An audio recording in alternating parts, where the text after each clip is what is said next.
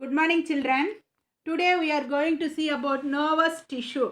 Nervous tissue is comprised of the nerve cell or neuron. So nervous tissue is made up of the nerve cell or neuron. Over tissue it is made up of the cells. Like that, nervous tissue also made up of a nerve cell or neuron. They are the longest cell of the body. So இருக்கிற எல்லா செல்ஸ்லயும் பார்த்து சொல்ல எது longest cell னா nerve cell is the longest cell. Neurons are the structural and functional unit of the nervous system. So nervous system உடைய structural and functional unit எதுன்னு பார்த்தீங்கன்னா neurons. So without the neuron, the nervous system cannot do any function. So they are called as, neurons are called as the structural and functional unit of the nervous tissue. The elongated and slender process of neurons are the nerve fibers. So அந்த நியூரான்லேருந்து வர elongated process தான் என்ன சொல்கிறோன்னா nerve fiber சொல்கிறோம். elongated நீண்ட இருக்கிற அந்த process தான் வந்து என்ன சொல்கிறோம் nerve fiber. So see the structure of neuron. Each neuron consists of a cell body or cyton with a nucleus and cytoplasm. ஒவ்வொரு நியூரானுக்குள்ள பார்த்தீங்கன்னா செல் பாடி ஆர் சைட்டான் இருக்கும். அந்த சைட்டானில் பார்த்தீங்கன்னா இட் கண்டெய்ன்ஸ் த நியூக்ளியஸ், சென்டரில் இருக்கும் நியூக்ளியஸ். அது ஃபுல்லாக என்ன சொல்கிறோன்னா சைட்டோபிளாசம் அப்படின்னு சொல்கிறோம். நெக்ஸ்ட் யூ சி த டென்ட்ரான்ஸ். நிறைய பிரான்ச்சஸாக சைடில் இருக்கு பாரு அந்த செல் பாடியிலேருந்து, அது வந்து டென்ட்ரான்ஸ். அதில் இன்னும் பிரான்ச் ஆச்சுன்னா அது டென்ட்ரைட்ஸ்ன்னு சொல்கிறோம். So then the dendrons are short and highly branched protoplasmic process of cytone. So சைட்டோனுடைய அந்த புரோட்டோபிளாசத்துலேருந்து ஃபார்ம் ஆகிற அந்த பிரான்ச்சஸ் தான் என்னன்னு சொல்கிறோன்னா ஷார்ட் பிரான்ச்சஸ் தான் வந்து டென்ட்ரான்ஸ் சொல்கிறோம். The axon is a single long fibre like process. So அதில் ஒரு நீட்டாக இருக்க பாரு, அது வந்து என்ன சொல்கிறோம் ஆக்சான். அது ஒரு single long fibre like process, லாங்காக இருக்கிற process that develops from the cyton and ends with fine terminal branches. So எங்கிருந்து டெவலப் ஆகுது ஆக்சான் வந்து சைட்டான்லேருந்து டெவலப் ஆகி டெர்மினல் பிரான்ச்சஸில் வந்து ஃபினிஷ் ஆகுது. See the diagram of neuron. நியூரானுடைய டயக்ராம் பாருங்க. நடுவில் அது செல் பாடிக்குள்ள நடுவில் வந்து அந்த க்ரீன் கலரில் இருக்கிறது வந்து நியூக்ளியஸ். நெக்ஸ்ட்டு பார்த்தீங்கன்னா அதில் இருக்கிற அந்த ஷார்ட் பிரான்ச்சஸ் வந்து டென்ட்ரைட்ஸ். நெக்ஸ்ட்டு இந்த எல்லோ கலரில் போதிலே that is axon.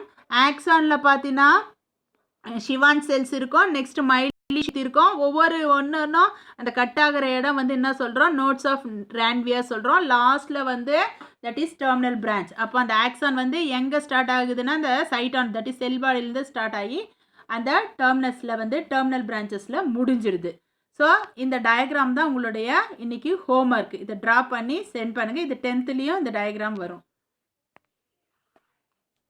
See the info bits. Aging of our body cells. Cells of the eye lens, nerve cells of cerebral cortex and most muscle cells last a lifetime but once dead are not replaced. So eye lens உடைய cell, cerebral cortex அதாவது பிரெயினில் ஒரு பார்ட்டில் இருக்கிற nerve cell, muscle cell, இதனுடைய life time வந்து once it can be dead means it cannot be replaced. Epithelial cells lining the gut last only about the 5 days. So epithelial cells gutனா அந்த ஸ்டமக்கை சுற்றி இருக்க அந்த epithelial cells வந்து எவ்வளோ நாள் பார்த்தீங்கன்னா 5 days தான். Next duration of the cell replacement. Skin cells உடைய டியூரேஷன் எவ்வளோ நாள் பார்த்தீங்கன்னா about every 2 weeks skin cells வந்து திருப்பி வந்து புதுசாக ஃபார்ம் ஆகும். அதே மாதிரி போன் செல்ஸில் பார்த்தீங்கன்னா about every 10 years. Next liver செல்ஸில் பார்த்தீங்கன்னா அபவுட் எவ்ரி 300 to 500 days வரைக்கும் இருக்கும். திருப்பி வேறு புது செல்ஸ் ஃபார்ம் ஆகும். Next red blood cells last for about 120 days and are replace. 120 daysக்கு அப்புறம் ரெட் பிளட் செல்ஸ் வந்து new red blood cells form ஆகும். Next see here they have the ability to receive stimuli from within or outside the body and send signals to the different parts of the body. So இந்த neuron R nerve செல் வந்து என்ன ஆகுதுன்னா through the nerves மூலமா நம்மளுக்கு தேவையான ஸ்டிமுலை means ஒரு தூண்டுதல். அது நம்மளுக்கு இப்போ எக்ஸாம்பிள் இப்போ நம்மளுடைய வெயில் படுது, குளிருது, இல்லை ஏதோ ஒரு நடந்து போகிறோம், கல் குத்துது, அந்த ஸ்டிமுலஸை வந்து நம்மளுடைய பிரெயினுக்கு அனுப்புறதும் பிரெயின்லேருந்து மெசேஜை வந்து நம்ம பாடி அந்த ஆர்கன்ஸ்க்கு அனுப்புறதும் எதுனா இந்த nerve cell that is the neuron. So nerve cells do not undergo cell division due to the absence of centrioles but they are developed from glial cells by neurogenesis. So nerve செல்ஸுக்கு வந்து cell division ஆகிற அந்த capacity கிடையாது, ஏன்னா அதில் centrioles இல்லை. But அது எதுலேருந்து டெவலப் ஆகுதுன்னா கிளியல் செல்ஸ்லேருந்து டெவலப் ஆகுது. Then you see the types of cell division. Are you aware that all living organisms start their life from a single cell? You may wonder how a single cell then goes to form such a larger organism. All cells produced by division and division of cells into daughter cells is called cell division. So ஒரு organism எடுத்துனா அதோட life வந்து சின்னதாக தான் single செல்லில் தான் start ஆகும். அப்போ எப்படி அது வந்து லார்ஜர் ஆர்கானிசமாக டெவலப் ஆகுதுன்னா the cells can be developed, divided. The cells divide and produce the new cells. அந்த செல்லு வந்து ஒரு செல்லு 2 டிவைட் ஆகும், 2 வந்து 4 டிவைட் ஆகும், 4 வந்து 8 டிவைட் ஆகும், அப்புறம் 16 டிவைட் ஆகும், அப்புறம் 32. அது மாதிரி செல் டிவிஷன் நடந்து அதுக்கப்புறம் தான் வந்து it can develop into a larger organism. So அது மாதிரி அந்த டிவைட் ஆகிற அந்த ப்ராசஸ் தான் வந்து என்ன சொல்கிறேன்னா that is called as cell division. Now you see what are the types of cell division. The 3 types of cell division that occur in animal cells are. So animal cells வந்து 3 types of cell division இருக்கும். First one is amitosis or direct division. It occurs in unicellular animal. Second one is mitosis or indirect division. It occurs in body cells. Third one is meiosis or reduction division. It occurs in reproductive cells, that is the gonads. First we see the amitosis.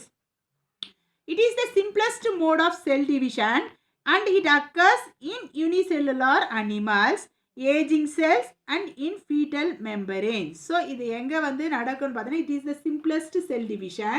இது unicellular animalsல நடக்கும். Next aging cellsலயும் fetal membranes வந்து இப்போ ஒரு baby form ஆகுதுன்னா அங்கே இருக்கிற அதை சுற்றி உருவாகிற அந்த மெம்பரேன் வந்து என்னது ஃபீட்டல் மெம்பரேன், அதுலேயே வந்து இந்த செல் டிவிஷன் வந்து ஏமைட்டாசிஸ் வந்து நடக்கும். During amitosis nucleus elongate first. So அந்த ஏமைட்டாசிஸ் அப்போ இங்கே கொடுத்துருக்காங்க பாரு நியூக்ளியஸ், கீழே டயக்ராமில் பாருங்கள் உள்ளே இருக்கிற பார்ட் வந்து நியூக்ளியஸ். அது நியூக்ளியஸ் தான் ஃபஸ்ட்டு என்ன ஆகும்னா எலாங்கேட் ஆகும். எலாங்கேட்னா ஃபஸ்ட்டு செகண்ட் டயக்ராம் பாரு, அந்த நியூக்ளியேட் வந்து நீட்டாக ஆகுது பார். And a constriction appears in it which deepens and divides the nucleus into 2. So அந்த சென்டரில் பார்த்தீங்கன்னா ஒரு கன்ஸ்ட்ரிக்ஷன், அதாவது அந்த ரெண்டும் வந்து டிவைட் ஆகும், சுருங்கும். ஸோ அந்த கன்ஸ்ட்ரிக்ஷன் ஃபார்ம் ஆகிட்டு அந்த நியூக்ளியஸ் வந்து 2 டிவைட் ஆகுது. Followed by the cytoplasm divides resulting in the formation of 2 daughter cells. Then அந்த சைட்டோபிளாசமும் டிவைட் ஆகி அந்த 2 daughter cells வந்து ஃபார்ம் ஆகும். Separate 2 daughter cells can be formed in amitosis. So next you see the mitosis. It was first discovered by Fleming in 1879. So first வந்து இந்த mitosis யார் கண்டுபிடிச்சதுன்னா Fleming எந்த இயர்னா 1879ல. In this cell division one parent cell divides into 2 identical daughter cells. So இந்த cell division அப்போ ஒரு parent cell divide ஆகி 2 daughter cells form ஆகும். அது எப்படி இருக்குன்னா ஐடென்டிக்கல் சேம் daughter cells வந்து ப்ரொடியூஸ் பண்ணும். Each with a nucleus having the same amount of DNA. அது மாதிரி ஒவ்வொரு டாட்டர் செல்லும் வந்து நியூக்ளியஸ் இருக்கும், அந்த டிஎன்ஏ மெட்டீரியல் வந்து சேமாக இருக்கும் like a parent. Same number of chromosomes and genes as the parent cell. Parent செல்லிருந்து எப்படி தேவை அந்த சேம் நம்பர் ஆஃப் குரோமோசோம்ஸும் ஜீன்ஸும் இருக்கும். அதனால் it is also called as equational division. So எதை சொல்கிறேன்னா இந்த மைட்டோசிஸை வந்து என்னன்னு சொல்கிறேன்னா ஈக்குவேஷனல் டிவிஷன் சொல்கிறோம். ஏன்னா வந்து the daughter cell has the same number of chromosomes, genes and also the nucleus, same amount of DNA. So this is called as equational division. Mitosis consists of 2 events. They are karyokinesis, cytokinesis. So mitosis la pathina 2 events ah irukum. Adu vandu 2 process ah nadakum. One vandu karyokinesis, another one is cytokinesis. அதுக்கு முன்னாடி பாரு first இன்டர்ஃபேஸ்னா என்னன்னு பார்க்கலாம்.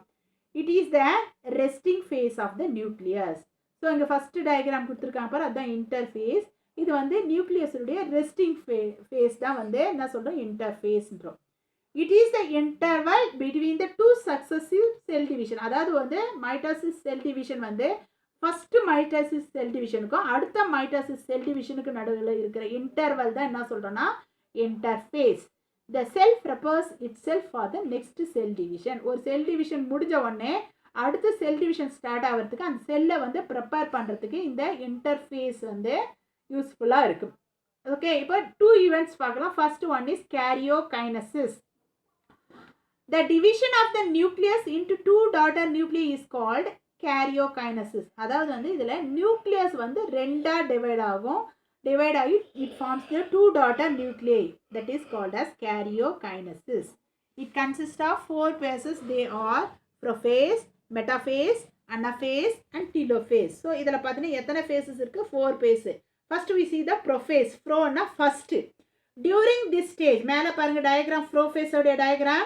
During this stage, chromosomes become short and thick.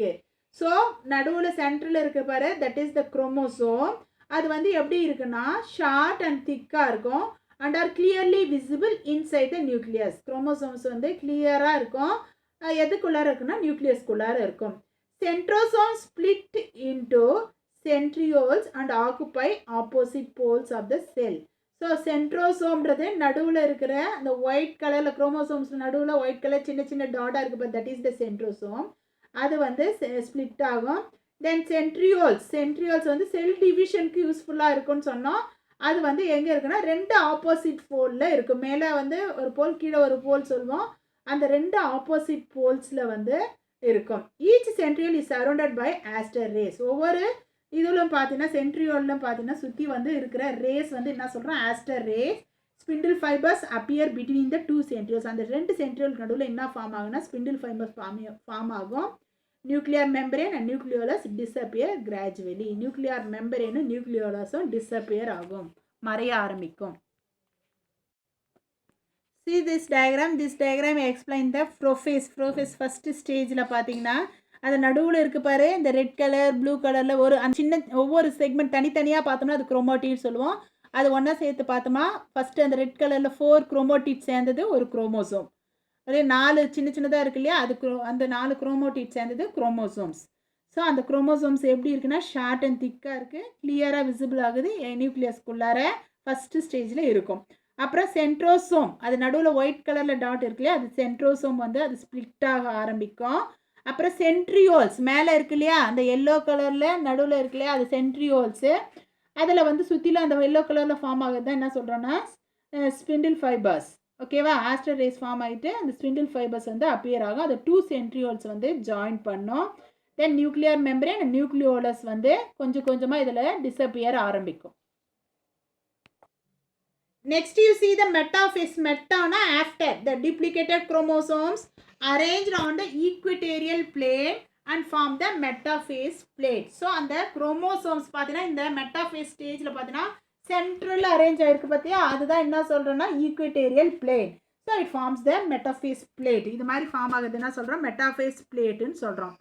Each chromosomes get attached to a spindle fiber by its centromere. So இது மாதிரி இந்த ஒவ்வொரு குரோமோசோமும் வந்து சென்ட்ரோமியரோடு எதோட அட்டாச் ஆயிருக்குன்னா ஸ்பிண்டில் ஃபைபரில் அட்டாச் ஆகிருக்கும். ஸோ இந்த சென்ட்ரோமியர் சென்டரில் போயிட்டு பார்த்தீங்கன்னா அந்த ஸ்பிண்டில் ஃபைபரோட அட்டாச் ஆகிருக்கு பாரு, டாட்டாக கொடுத்துருக்காங்க பாரு, அது ஸ்பிண்டில் ஃபைபரோட அட்டாச் ஆகிருக்கு பாரு. The centromere on each chromosomes divides into 2, each being associated with the chromatid. So அந்த குரோமோசோம்ஸ் வந்து எங்கே வந்து டிவைட் ஆகுதுன்னா சென்ட்ரோமியரில் டிவைட் ஆகிட்டு அது என்ன ஆகுதுன்னா it can B separated into chromatid. See this diagram, metaphase உடைய diagram பாருங்க. அந்த chromosomes வந்து எங்கே equatorial planeல அரேஞ்ச் ஆயிருக்கு. தென் நெக்ஸ்ட் பார்த்தீங்கன்னா இந்த ஸ்பிண்டில் ஃபைபர்ஸ் வந்து எதோட அட்டாச் ஆயிருக்கு? சென்ட்ரோமியரோட அட்டாச் ஆயிருக்கு. Then this is the chromatid. இந்த ஒவ்வொரு இதுவும் வந்து ஆமும் வந்து என்ன சொல்கிறோம்? குரோமோட்டிட்னு சொல்கிறோம். Next stage is anaphase. அனானா back. The centromeres attaching the 2 chromatids divide and the 2 daughter chromatids of each chromosome separate and migrates towards the 2 opposite poles.